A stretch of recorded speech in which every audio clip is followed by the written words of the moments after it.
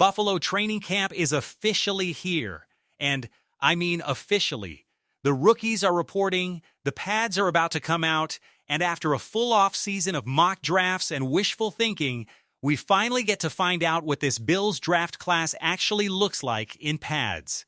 So buckle up, because today we are ranking every single one of Buffalo's 2026 rookies by how much action you can realistically expect to see from them this season. From the guy who might be the steal of the entire draft class to the 7th-round pick who could be starting for you in Week 1 in a spot nobody saw coming. Before we dive in, drop a comment down below and tell us which Bills rookie you are most excited to watch this season. We want to know who has you fired up heading into camp. Now let's break down this class the right way. And let's start with the guy who might end up being the best value pick Brandon Beane made all year.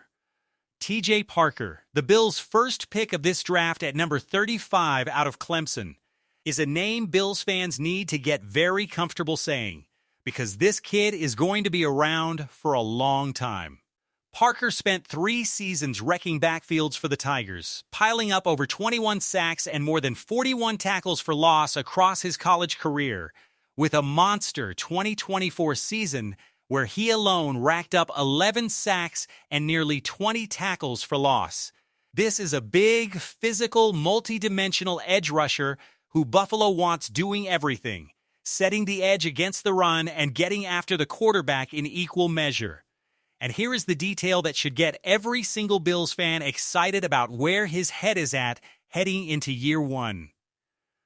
Veteran pass rusher Bradley Chubb has already taken Parker completely under his wing, inviting him out to a personal off-season workout in Florida before camp even started. Parker himself talked about how much that meant, saying it is not something a 9-year veteran has to do, and how much he appreciates a guy like Chubb showing him the ropes on footwork, body control, and just the overall football IQ that comes from years in the league. That kind of mentorship, paired with actual elite college production, is exactly why this defense feels different heading into 2026. Last year's Bills defense felt disjointed, constantly shuffling starters because of injuries. This year there is a completely different vibe, and Parker slotting in as the first man off the bench behind Chubb and Greg Rousseau. Ahead of guys like Michael Hoke and new addition Mike Dana, feels less like a hope and more like a certainty. Buffalo may not have had a first-round pick this year, but do not be shocked if TJ Parker plays like one. Right behind him in terms of expected impact is cornerback Davison Igbinosun out of Ohio State, Buffalo's other second-round selection at pick 62. This is a guy who started an absurd 43 straight games for the Buckeyes and ended up starting 53 of the 56 games he ever played in college, which tells you everything about how much college coaches trusted him on the field. And in Buffalo, his competitiveness has been the headline of the entire offseason.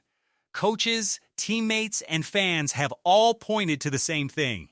This guy goes 100 miles an hour in every single rep, whether it is rookie minicamp, OTAs, or team drills, and he has been racking up pass breakups the entire way.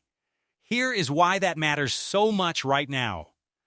Buffalo's cornerback room behind superstar Christian Benford is legitimately murky. Veteran Tre'Davious White is gone, they added depth at nickel, but the CB2 spot opposite Benford is genuinely up for grabs. Max Hairston, last year's rookie, started the season hurt, ended the season hurt, and reportedly got beat clean by Keon Coleman in a minicamp rep that had people talking, which is not exactly a great look for a guy who ran a blistering 40 time and was supposed to bring pure speed to that room.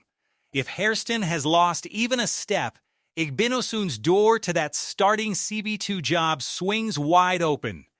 And given how aggressive and physical he has looked so far, do not be shocked if he walks into camp and simply takes it.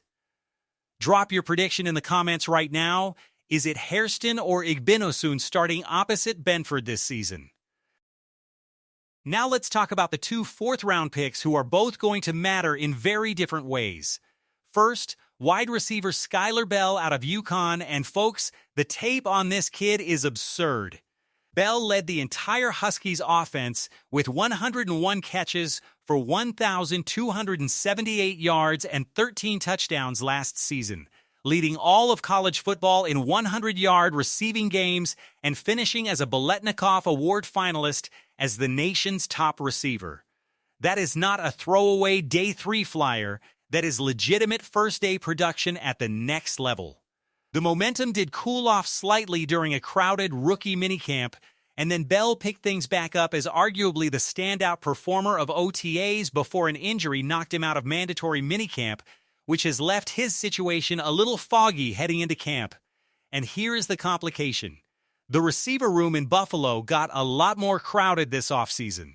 You have got Khalil Shakir locked in as a top target, Josh Palmer still owed real money despite an injury-riddled debut season, Keon Coleman in a legitimate make-or-break year fighting for his roster spot, newly acquired DJ Moore brought in via a second-round trade to be a true number 1, and even blocking specialists like Trent Sherfield and Tyrell Shavers eating into snap counts.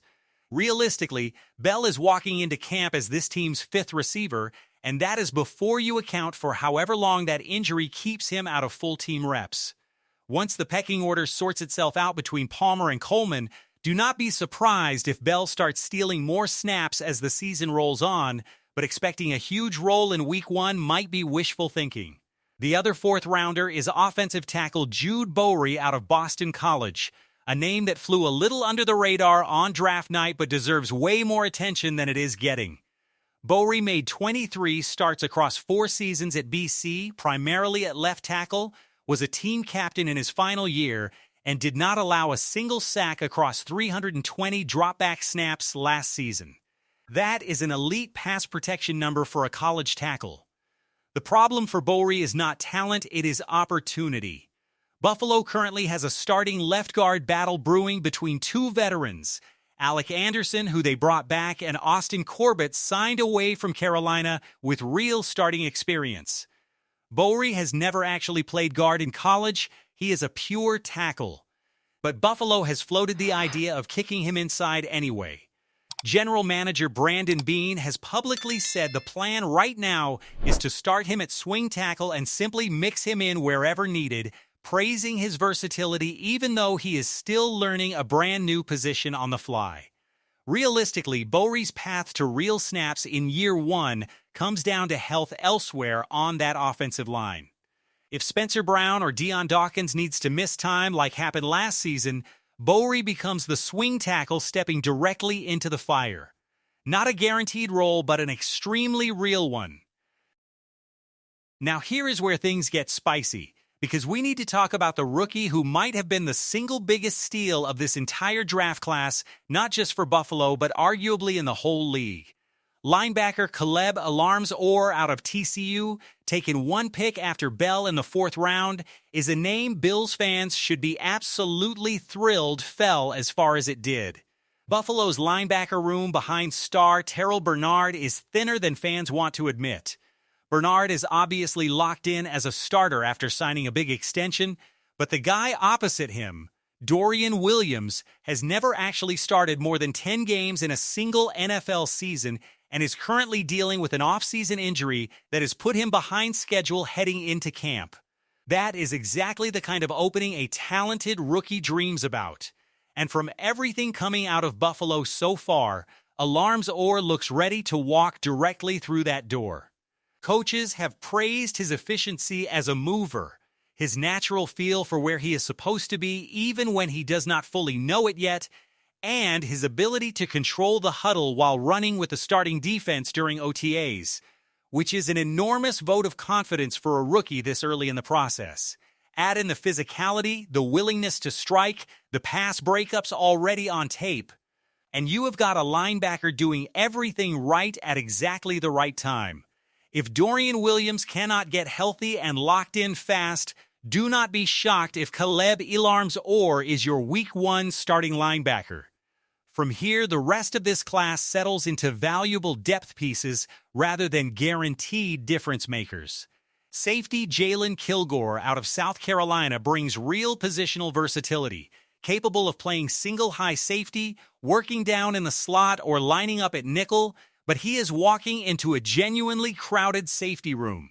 Think of him as this year's version of a rotational chess piece rather than a Week 1 starter, but do not be shocked if he starts carving out a real role as the season wears on.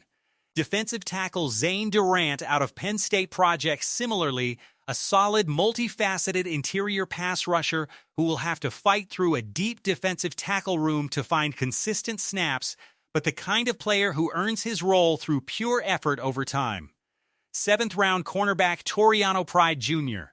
out of Missouri is, realistically, a name you should not expect much from in year 1. 7th-round picks almost never make instant impacts, and there is nothing about his profile suggesting he breaks that trend. But here is a fun twist to close this out, because there is actually a 7th-round pick who has a real inside track to start for the Buffalo Bills from day 1, and it is not a linebacker or a corner. It is punter Tommy Doman Jr. out of Florida. Buffalo's punting situation was genuinely one of the weaker units on this roster last season, and Doman brings one of the biggest legs and best hang times that the entire sec saw last year, along with elite net yards per punt. Special teams rarely gets the spotlight in these breakdowns, but do not sleep on this one.